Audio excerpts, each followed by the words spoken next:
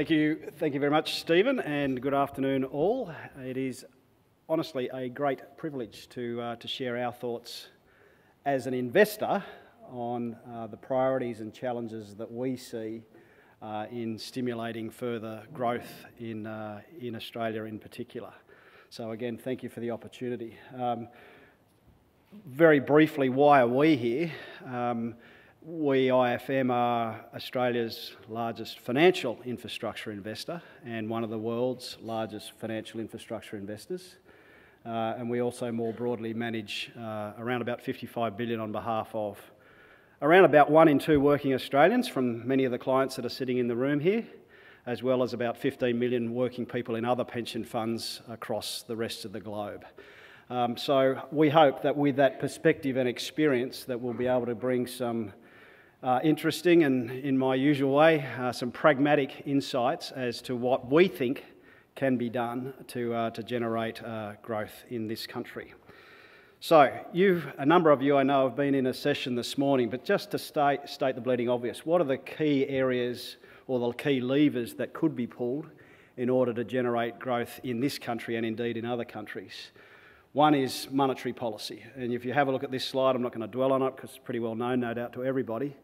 The core takeouts there is that the absolute levels, bar a few smaller members of the G20, the absolute levels of interest rates, both at the cash end and indeed at the longer term end, are very, very low in an absolute sense. And particularly in Australia, where we have got the cash rates down at all-time record lows compared to the last 50 and 75 years. The core outtake from that is there's not much the public sector can do in terms of fiscal policy, monetary policy, in terms of interest rates to stimulate growth. So let's look at some of the other levers that the public sector might otherwise choose to pull. The second one is, of course, to borrow more to stimulate that growth. And again, if you have a look at the debt to GDP across the globe, or at least in the G20 nations, this actually is a little bit deceptive, this chart, because it doesn't look that high, does it? Because we had to accommodate Japan at in excess of 200% of GDP. And by the way, this is public and state debt only. It excludes household and corporate debt. So the fiscal policy lever globally is again pretty much maxed out. I think people have used the terminology, the credit card's at or above its limit. So one of the second levers that this country and other countries could pull is at or near sort of uncomfortable levels. I know there is an argument in this country to some extent that whilst we have a low debt to GDP ratio relative to our G20 peers, the trend is not our friend, and the debt servicing cost is significant and likely to worsen, and the appetite politically and corporately, and probably in many respects across the consumers of Australia, is that we really don't want to borrow more money to drive the much needed growth. So let's then look at one of the other fantastic assets of this country and ask ourselves the question, how could we use this asset to first and foremost drive returns to the working Australians, and in so doing also invest in productive enterprises. So as we stimulate growth, but that growth in turn feeds back into the members' return, so it's a virtuous circle. And a couple of things that come out of this slide is that Australia now has 100% of its GDP. The superannuation and retirement savings assets of this country are now slightly in excess of 100% of GDP. There's not many other countries in the world that have that. Okay, the big guys like UK and US do, but this is a potential incredible source of sustainable competitive advantage. And whilst a number of us, and in particularly, dare I say, the industry fund sector in particular, have been more at the leading edge of investing in productive enterprises and driving returns through to their members, there is more that can be done. And my primary focus is to think about the things that could be done and hopefully be provocative without ending up on the front page of The Age tomorrow for saying the wrong thing. So we call this the global paradox, where Australia and much of the world needs growth yet is constrained in their ability to fund it. The traditional public sector levers, if you like, are at or near their maximum or comfortable levels. Yet we as investors, in aggregate across the retirement savings, the superannuation system in Australia, and us at IFM particularly, but we're not on our own, we are overweight capital and short of long-term investment opportunities. It is frustrating, but it is interesting. I think it's a real opportunity for us to think about how we might align those two things. Again, making sure that first and foremost the retirement savings system continues to do what it has a fiduciary responsibility to do, and that is to ensure that working Australians get to retirement and can afford it in a dignified way. That is our primary objective. Having said that, if we can achieve that objective by investing more in productive enterprises, then Australia will be better off and Australians will be better off. So we want to have a look today at some of the things in the very short amount of time that we've got to the things that we think can be done more or better. And indeed, one set of things that we would encourage us not to do. So, the first area of opportunity is to, in order to enable us to invest more in infrastructure, real assets, private equity, infrastructure, equity and debt, to support the growth of the country and, as I said, drive the returns through to the members. Suggestion one, simple, increase the supply. We've said 1,000 times, we are not short of capital, we are not short of appetite or capability, we are short of deals. And the first thing that we would focus on is increasing the supply of those deals. I've got three specific things here. The first one is what we call social privatisation. Let me say firstly, privatisation clearly needs the support of the community. Clearly needs the support of the community because the community ultimately are the owners of those assets today. We get that and we understand the need for that discussion to continue. Having said that, social privatisation is, in our view, different in that there are a couple of different components to it. Firstly, 100% of the proceeds of those sales are reinvested back into new economic and social infrastructure.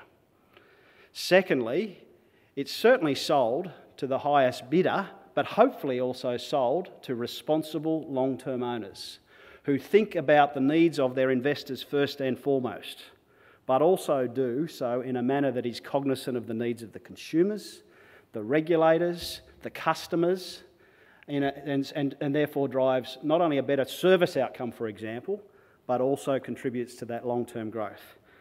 The third aspect of it is that social privatisation often involves the ownership moving from Australian taxpayers to Australian superannuants. So we're still ultimately the beneficial owners, we're just owning it through our superannuation funds rather than as a taxpayer.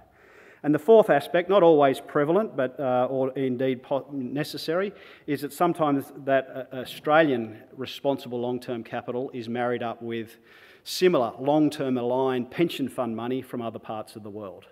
And so the government that's selling it can say, isn't this a great outcome for Australia, in that we've been able to retain it in essence largely in Australia, but we've also been able to attract foreign capital. Australia is open for business. The largest investors around the world are continuing to want to invest in this great country. So social privatisation is something that we would like to see more of, but again I stress that it is clearly important that the community understands and indeed accepts that, and we're seeing that discussion and debate around the country. The second aspect is a similar thing with strategics. Many companies, not just governments, many companies, particularly in a lower commodity price environment, are seeing their revenue under pressure, but yet they can see opportunities to invest. How do they go about doing that? Well, many companies that are those sorts of resource or conglomerates own nice, stable, boring infrastructure that from their perspective is delivering a return under their hurdle rate. We're seeing an increasing prevalence of companies in this country and around the world looking at their balance sheet and looking at ways in which they might partner also with long-term responsible owners, aka Australian superannuants and the like, to monetise some of the things that are on their balance sheet, reinvest that capital into new enterprise, which creates new jobs in the short term and also creates long-term profit and growth in the longer term. So that's a second form of a way in which we can see increasing supply. The third way is what we call the inverted bid model. It's not all about us as investors investing in existing brownfield assets. We also have a capacity and indeed an increasing desire to support and invest in greenfield. But we want to be involved at the start. In order for new greenfield projects to be bankable or investable, don't bring us financial investors in at the back end after you've done all your optimistic assumptions. Bring us in at the front end. Sit us beside other people and make sure that there is the financial input at the table as well as others. And that's a way in which there's more detail around the inverted bid model that for anybody's interested, we're happy to talk about it. But the point I want to make is we as investors are absolutely interested in existing brownfield infrastructure, but we also have a capacity and a desire to invest in greenfield, both as equity and debt investors. But we do want to be involved in the early stages rather than being, because we've got a fiduciary responsibility to look after our investors' money. The second thing, bubble, I'm rushing along, Stephen, because I'm very conscious of the fact that my chairman always jokes with me that he had a CEO 5 years ago that he couldn't get to talk. Now he's got one that won't shut up. The second bubble is around encouraging long-term thinking. I saw a couple of my colleagues laughing. The encouraging long-term thinking at a business level. This is a very yield-driven environment. There is a risk in that environment that companies are meeting the needs of the market by providing a dividend, if you like, rather than investing that capital in long-term additional growth enterprises. Let's look at long-term thinking from a government perspective. I'm not going to get into the politics of this. However, I would ask the question, is the current election cycle, federally and at state levels, conducive to creating the long-term environment that investors like us would like? And I think the answer is there is room for improvement, is probably the nice way of putting it. Sorry, Stephen. Let's have a look at the things like election cycles that might be not necessarily conducive to creating an environment that's going to attract capital from the private sector into long-term investments that we're making on behalf of our members. Trustees, doing a great job. There is nonetheless an opportunity for us to absolutely focus ruthlessly on getting those costs down, shorter term stuff that you can measure on a day-by-day basis. That must be, and is continuing to be, balanced with the need to focus on the long-term net return outcomes.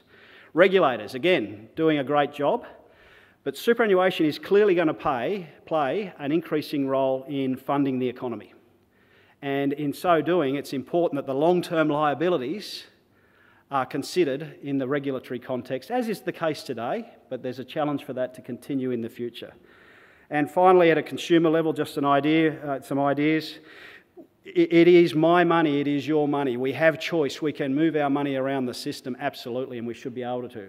But we do need to balance that with a long-term perspective at an individual level, because long-term patient investors have been proven on a regular basis to make more money than many others that are flipping and incurring transaction costs and getting in and out at the wrong time. So encouraging long-term thinking is the second bubble, if you like. The third one is around exporting/importing funds management. This financial services is around about 10% of the GDP of this country, but it's less than 0.5% of the exports of this country. That's got to change. I think that's largely incumbent upon us as the industry to think globally.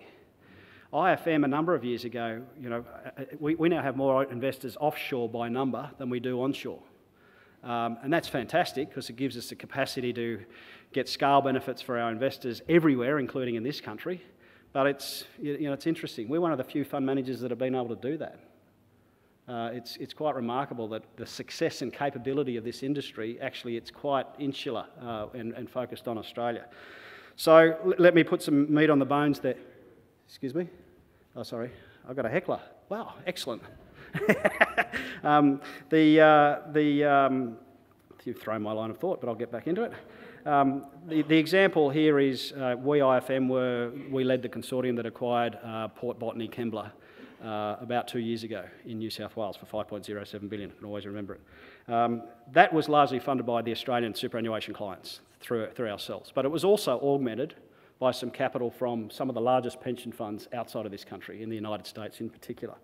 That's terrific, because that capital came into this country. The New South Wales government sold it, committed 100% of that 5.07 to invest in restarting New South Wales. And New South Wales has, now got the fastest growing GSP. Now, it's not because of that transaction, but it is a contributor to it. So attracting overseas capital by fund managers exporting is powerful. The fourth thing around aligning the issues is to harness the capacity of the entire system. Think about superannuation not just at equity investors, but also debt investors. That is a nascent but growing part of the capability that this system has to supplement, not replace, but to supplement the traditional sources of debt, aka banks. And let's have a look at ways in which the entirety of the Australian superannuation system can potentially harness the benefits of investing in unlisted, productive enterprises. At the moment, as I said before, industry funds have led, and it's been fantastic for their members. But there is 65% of the Australian superannuation sector that is, in essence, got no exposure to infrastructure, unless by a little bit through some of the listed companies. There is an opportunity to think about how that 65% might be put to work. And finally, the don'ts. Don't tax, tinker or tell. We don't need tax incentives to encourage us to invest in infrastructure. Our view is it creates the wrong sort of motivation and ultimately ends in tears. So we don't need taxes. Don't tinker. There are a couple of structural aspects of the Australian superannuation system, like the default fund system, that liberate us to invest as long-term investors. Please don't tinker with aspects that structurally enable us to invest long-term, like the liabilities of superannuation, which are also long-term. And don't tell. Well, that's don't mandate, but it didn't have the alliteration impact. We don't need to mandate any asset allocation exposure to infrastructure, debt or equity.